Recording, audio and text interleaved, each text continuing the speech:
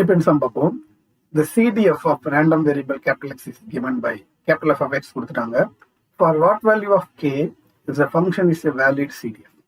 K ஓட எந்த வேல்யூல இது valid CDF கேட்குறாங்க. Okay, with the above value of K, அந்த வேல்யூ ஆஃப் கேல இது ரெண்டுத்தையும் கண்டுபிடிக்க சொல்லி கேட்டிருக்காங்க. சரி, ஒரு நல்ல சம் தான். இது மாதிரி சம் கொஞ்சம் கேர்ஃபுல்லாக கவனிங்க, ஈஸி தான். ஓகே, இப்போ கேபிட்டல் F of X கொடுத்துட்டு அதுல கேவோட வேல்யூ என்னன்னு கேட்குறாங்க. ஸோ நம்ம பார்த்தீங்கன்னா பொதுவாக இந்த சம் எல்லாரும் என்ன திங்க் பண்ணுவாங்கன்னா கேபிட்டல் F of X இருந்து ஸ்மால் F of X கண்டுபிடிச்சிட்டு ஸ்மால் F of X இருந்து கேவை ஈஸியாக கண்டுபிடிச்சிடலாமே, integral minus infinity to plus infinity F of X dx equal to 1 PDF வச்சு போட்டுடலாம் அப்படின்னா அது ரொம்ப பெருசு, டைம்லாம் ரொம்ப அதிகமாக எடுத்துக்கணும். அதோட ஈஸியான மெத்தட் என்னன்னா நம்மளுக்கு வேலிட் சிடிஎஃப் வேலிட்னா நான் சிடிஎஃப்னா குமுலேட்டிவ் டிஸ்ட்ரிபியூஷன் ஃபங்க்ஷன் கண்டிஷன் என்னது, எஃப் ஆஃப் மைனஸ் இன்ஃபினிட்டியோட value 0 and F of plus இன்ஃபினிட்டியோட வேல்யூ வந்து 1. இது நம்மளுக்கு தெரியும். இதை தான் நான் யூஸ் பண்ண போறேன். இதுல நான் யூஸ் பண்ண போறது என்னன்னா ரெண்டாவது தான் யூஸ் பண்ண போறேன். ஏன்னா அதில் ஃபங்க்ஷன் வந்து பார்த்தீங்கன்னா கிரேட்டர் தென் 0 தான் இருக்கு. கிரேட்டர் தென் 0னா இன்ஃபினிட்டி வந்து இந்த ரேஞ்சில் தான் இருக்கு. ஸோ அதனால நம்ம இதை தான் நான் யூஸ் பண்ண போறேன். அப்போ எஃப் ஆஃப் இன்ஃபினிட்டி 1னா அப்போ நேராக கொண்டு வந்து போடுங்க. எஃப் ஆஃப் இன்ஃபினிட்டின்னு போட்டிங்கன்னா என்ன வரும்போது எஃப் ஆஃப் இன்ஃபினிட்டி அப்படின்னு எஃப் ஆஃப் எக்ஸ் வந்து இது. அப்போ எஃப் ஆஃப் இன்ஃபினிட்டினா K into 1 minus e power minus infinity, எக்ஸுக்கு பதிலாக இன்ஃபினிட்டி போட்டேன். அந்த எஃப் ஆஃப் இன்ஃபினிட்டியோட வேல்யூ தான் என்ன கொடுத்துருக்காங்க, 1 கொடுத்துருக்காங்க.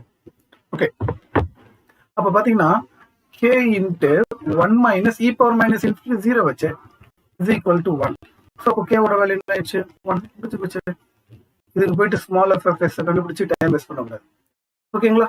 ஸோ கேவோட வேல்யூ கண்டுபிடிச்சாச்சு, முடிஞ்சிச்சு. அடுத்தது என்ன கேட்டிருக்காங்க, P of 1 less than or equal to x less than or equal to 5. இதுக்கும் ஸ்மால் எஃப் ஆஃப் எக்ஸ் வச்சு போட தேவையில்லை. நம்மகிட்ட ஸ்மால் எஃப் ஆஃப் எக்ஸ் கிடையாது, அவங்க கேபிட்டல் எஃப் ஆஃப் எக்ஸ் தான் கொடுத்துருக்காங்க. ஸோ இதுக்கான ஃபார்முலா தான் நான் உங்களுக்கு ஆல்ரெடி கொடுத்துருக்கேன், அதை நம்ம யூஸ் பண்ண வேண்டியதான். சரிங்களா? ஸோ அவங்க என்ன கேட்டிருக்காங்கன்னா P of 1 less than or equal to x less than or equal to 5 அப்படின்னு கேட்டிருக்காங்க. ஸோ இதுக்கான capital F of X formula நான் என்ன கொடுத்துருக்கேன், எஃப் ஆஃப் பி, இதான் இது ஏ இது பின்னா F of B minus F of ஏன்னு உங்களுக்கு ஃபார்முலா கொடுத்துருக்காங்க, அதை சப்ஸ்டிட் பண்ண வேண்டியதுதான்.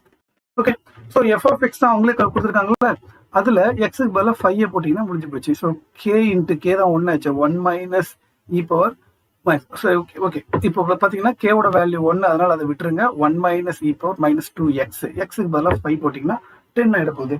ஸோ அப்போ என்ன வருது, 1 மைனஸ் இ பவர் மைனஸ் 10 வருது. ஏன் மைனஸ் 10 வருது, எக்ஸுக்கு பதிலாக 5 போட்டால் 5 into 2 10 முடிஞ்சு போச்சு. மைனஸ் எஃப் ஆஃப் 1, எக்ஸுக்கு 1 போட்டால் என்ன வரும் பாருங்க, எக்ஸுக்கு 1 போட்டிங்கன்னா 1 minus e power minus 2. So 1 minus e power minus 2 அவ்வளோதான், முடிஞ்சு போச்சு. இதை சிம்பிளிஃபை பண்ணுங்க. 1 minus e power minus 10 minus உள்ள கொண்டு மைனஸ் 1 பிளஸ் இ பவர் மைனஸ் 2.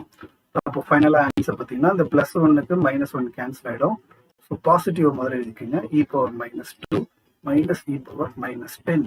இதுதான் P of 1 less than or x less than or equal to 5. முடிஞ்சு போச்சு ஆன்சரு. ஓகே, சரி, அடுத்த கொஸ்டின் கேட்டிருக்காங்க பாருங்க. அடுத்தது எக்ஸ் கிரேட்டர் தென் 2ன்னு கேட்டிருக்காங்க. P of X greater than 2, நான் தான் ஃபார்முலா கொடுத்துருக்கேன். P of X greater than ஏன்னா F of infinity minus F of A அப்படின்னு சொன்னேன். ஏ 2 எல்லாமே ஃபார்முலா இன்ட்ரோடக்ஷன் கொடுத்துருக்கேன். P of X greater than ஏன்னா F of infinity minus F of A. F of infinity தான் 1ன்னு நம்மளுக்கு ஆல்ரெடி தெரியும், minus F of 2. F of 2ன்னா என்னது, எக்ஸுக்கு பதிலாக 2 போட வேண்டியதான். எக்ஸுக்கு பதிலாக 2 போட்டிங்கன்னா என்ன வரும், 2 into 2 4. அப்போ 1 minus e power minus 4. So 1 minus e power minus 4. இப்போ இது மைனஸ் உள்ள கொண்டு போனீங்கன்னா 1 மைனஸ் 1 பிளஸ் இ பவர் மைனஸ் 4.